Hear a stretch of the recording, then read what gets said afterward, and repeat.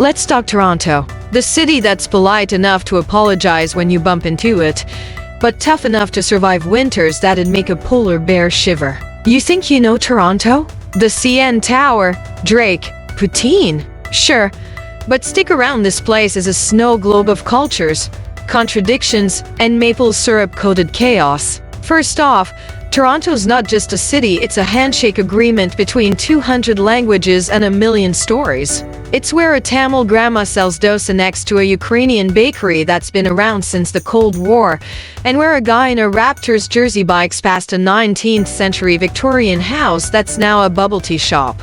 This city's been called New York, run by the Swiss, but honestly, it's more like the United Nations with better coffee and worse weather. Rewind to the 1800s. Toronto was muddy York, a swampy British outpost where the biggest attractions were beaver pelts and not dying of cholera.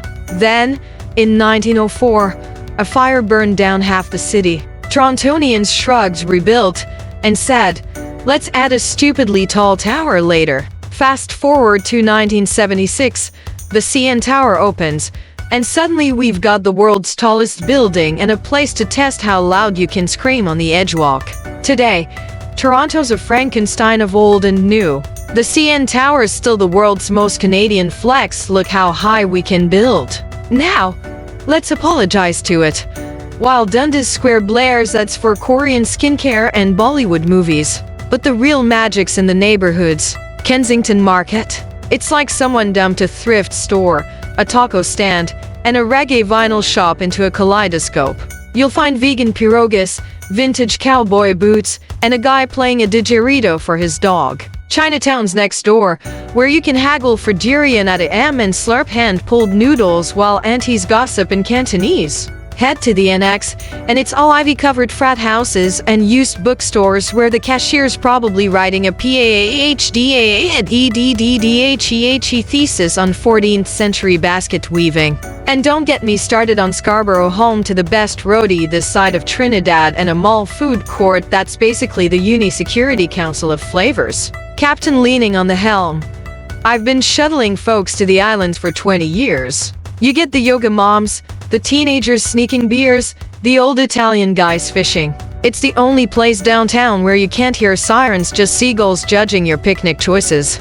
Winter here isn't a season, it's a survival reality show. The TDC breaks down, your eyelashes freeze, and you'll shovel your driveway 17 times before accepting defeat. But summer's a fever dream. Patios overflow with Aperol spritz.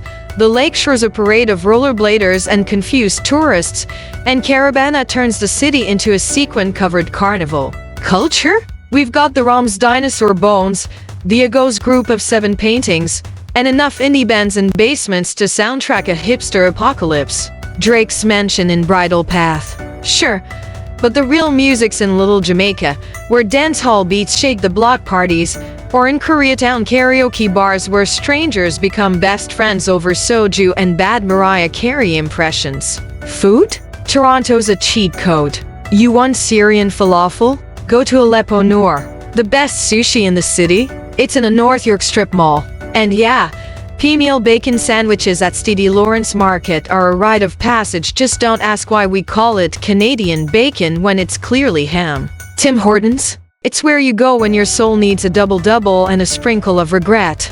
But here's the thing, Toronto's not just the postcards. It's the mom and pop shops fighting condo developers. The sorries you mutter when someone steps on your foot. The guy in a Leafs jersey crying into his beer every April. It's the quiet pride of surviving another winter, the joy of finding a shortcut through the Path underground maze, and the shock of realizing you paid $2,500 for a closet-sized apartment. Toronto's a city that's always becoming. It's not perfect, it's overcrowded, overpriced, and obsessed with Drake's OVO. But it's also a place where you can be anyone, from anywhere, and still find a home. As Margaret Atwood said, it's a city that's always reimagining itself. And honestly, we're just glad you're here for the ride. Hit subscribe, share, and like it. And Torontonians, drop your hot takes. Best hidden gem? Worst TDC horror story? Best place to cry after the Leafs lose? Let's hear it.